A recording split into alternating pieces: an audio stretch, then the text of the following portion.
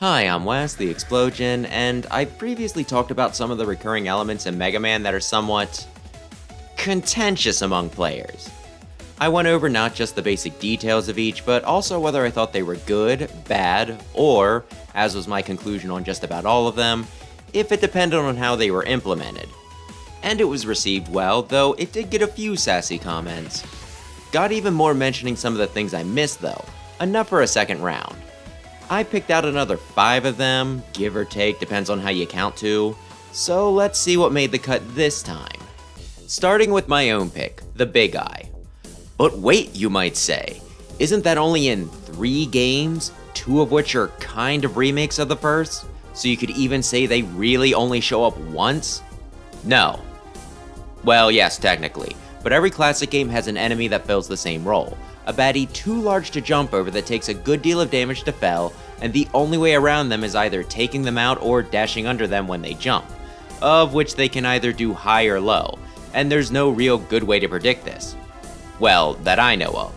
If you want to tell me that Bigeyes wink for the high jump but blink for the short, I'd appreciate the advice. There are some differences here and there. Some require their eyes to be open to damage them, and after you beat the walkers, you need to deal with the Joe that was riding it, which are extra annoyances, but some are also more manageable, having less health and you having more options like the slide and charge shot. There's more things that differentiate them, but there's around a dozen of these suckers, which is too much to go over here. To make things clear though, while there's a few that I don't think are that egregious, on the whole, I think these guys suck. Having the main method of dealing with an enemy be predicting its RNG with some heavy damage if you call the coin toss wrong, just feels like bad design. In addition to that, if it takes too long to kill these guys and you wind up backing away too far, marching forward again can wind up just respawning them, especially on the Game Boy, where even a quick dispatch can see a new one take its place.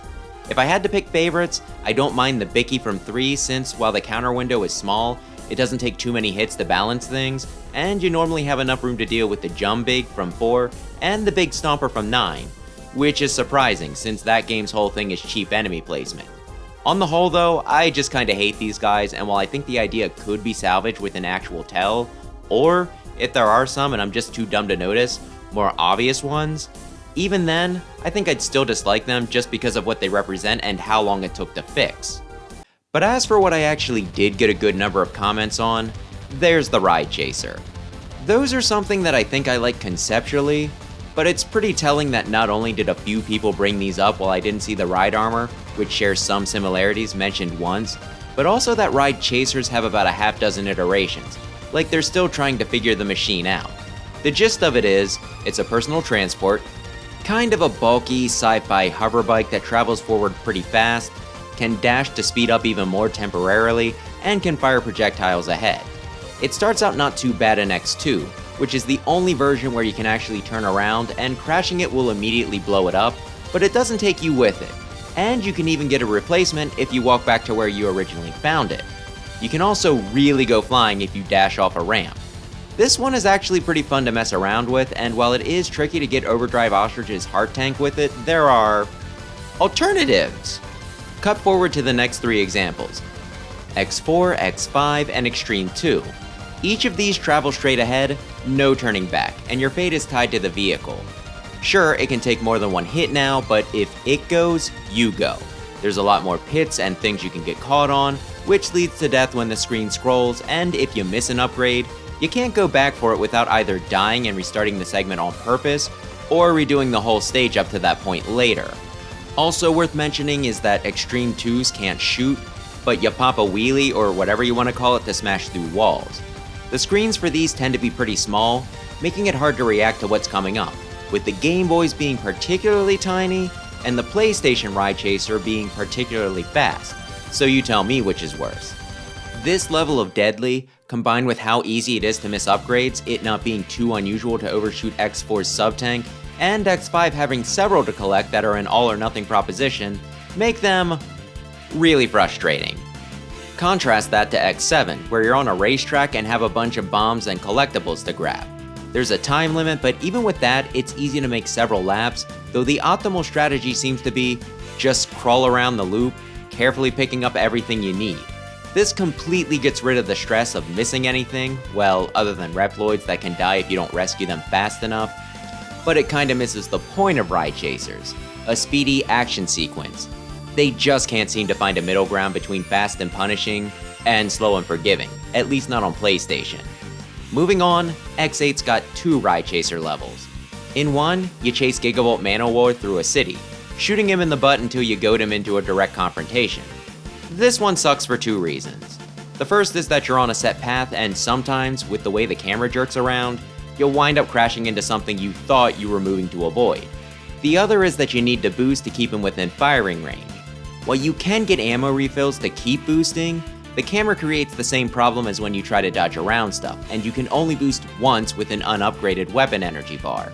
Unless you're really good at this stage, immediately, it kinda forces your hand into some pretty specific upgrades, which is something that really should be customized player by player. The level is also just not really a lot of fun.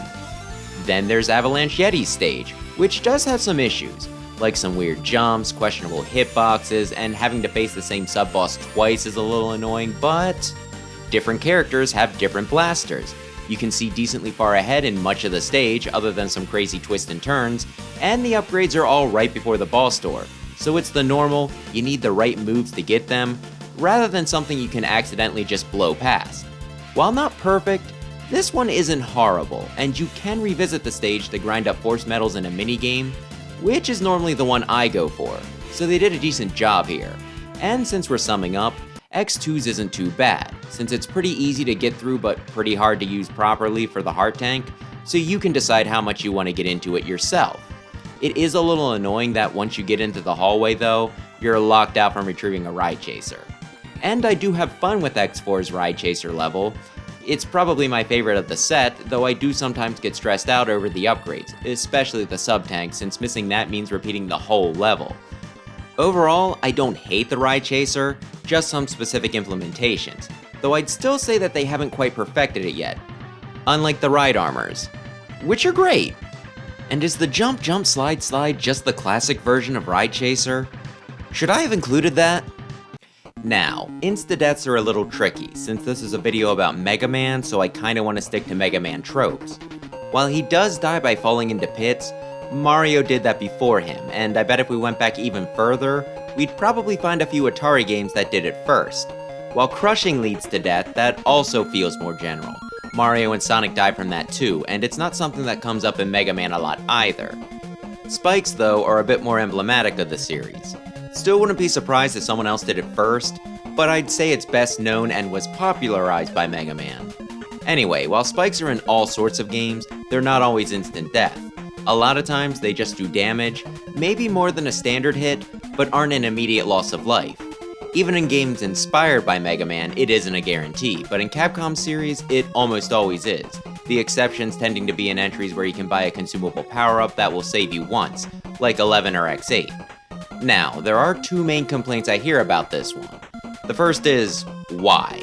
With all the crap Mega Man gets hit with, why are spikes the one thing he can't take? Well, outside of the other instant deaths. The simplest reason would be how the Robot Master field guide has him logged, that they're his weakness. Every Robot Master has one, Rock's is just a little more extreme. And maybe every other playable character also shares it, or maybe it's just tradition. There's also plenty of other theories out there, just do a quick Google search, but nothing that's ever been confirmed lore-wise by Capcom, at least to my knowledge. We could also just chalk it up to game mechanics. No one questions why pits or lava kill him, so why should we question spikes, even if it does seem a little more arbitrary. I mean, even with the pit, he could just teleport before he hits bottom, right? So pick your favorite theory and go with it. I doubt it's too deep. The other issue is that instant kills can be cheap. And to a degree, I agree. Unlike some platforming heroes, Mega Man has a life bar.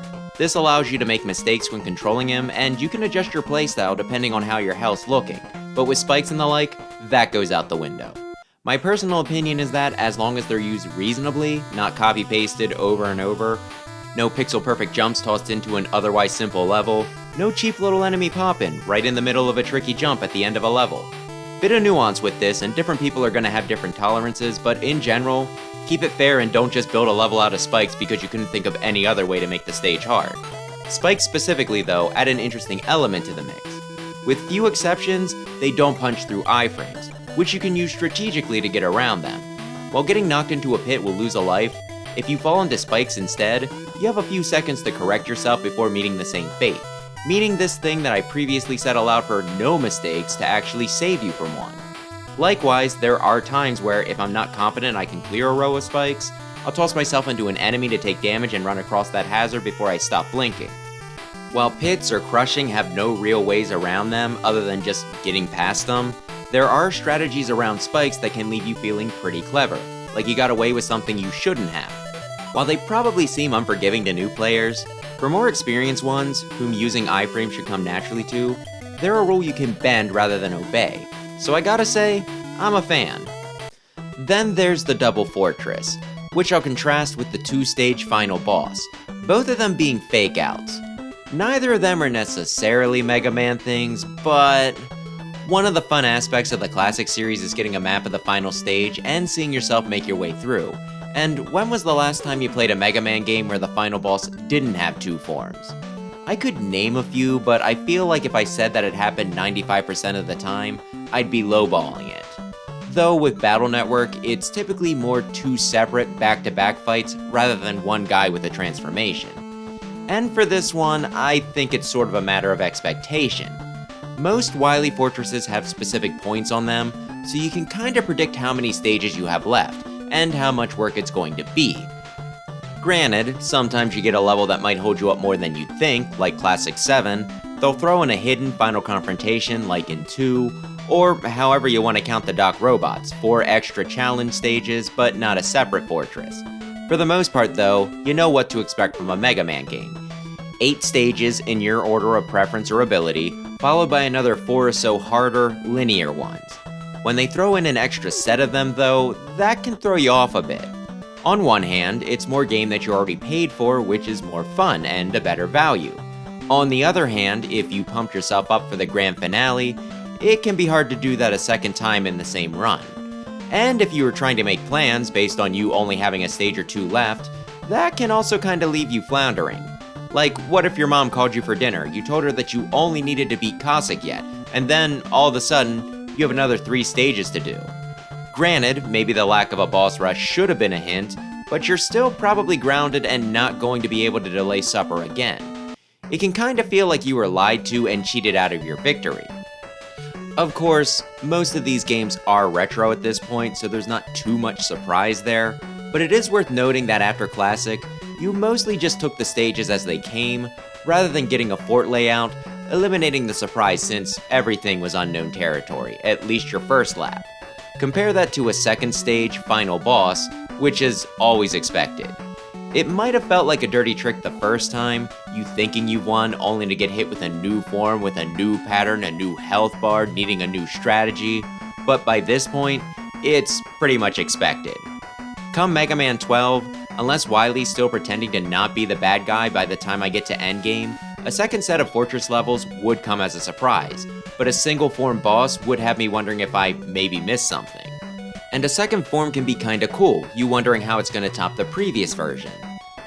More than 2 can feel a bit drawn out or gratuitous, though it can work if they give you a break or at least make it not feel like such an endurance test.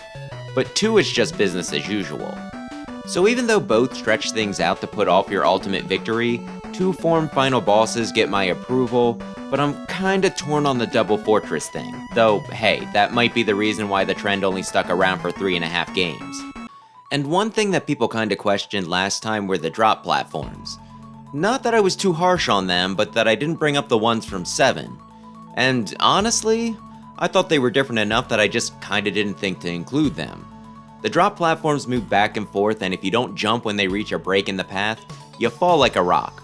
They also only move horizontally, so part of the challenge is syncing up the different levels in a way where you can jump down to the next one, to continue forward. Though there's not too many in Shadow Man EXE's level that have layers. The ones in 7 spin when they get to the ridge sections, travel up, down, left, and right and set patterns that don't ever seem to get desynced, and throw in a blackout gimmick. While there's definitely some similarities, I guess I didn't associate these with the ones in the first game since they have a lot more going on and also just seem better put together. Plus, While I never had the Magnet Beam for Gutsman stage, other than in the challenges in the Legacy Collection, here I always have both the Rush Jet and Rush Adapter, which make this considerably easier. But even without those and the longer parts in the tracks that drop you, I still think that 7s are easier, just because how there's always a platform when you need one. You don't have to worry about whether you'll miss your chance and have to endure another pass. If I had to compare these to another game, my mind would probably go to 0-1 first, since the moving platforms there are similarly shaped and move in multiple directions, though they get rid of the brakes that drop you and instead just cover everything in spikes.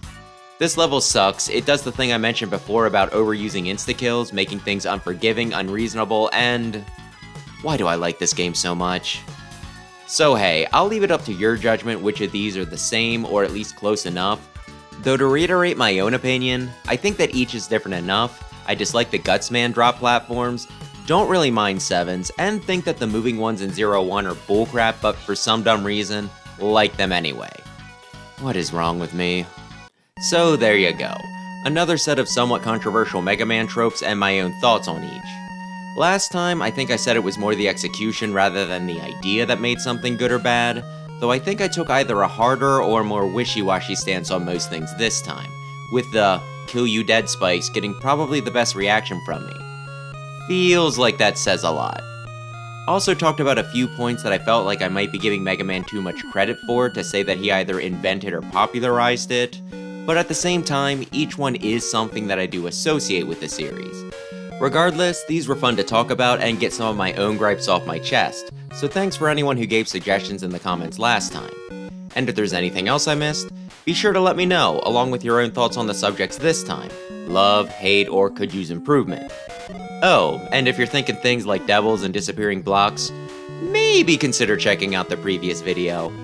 With that, thanks as always for watching, and maybe consider subscribing if you're into platformers, especially Mega Man. Jeez, I hate Bigeyes.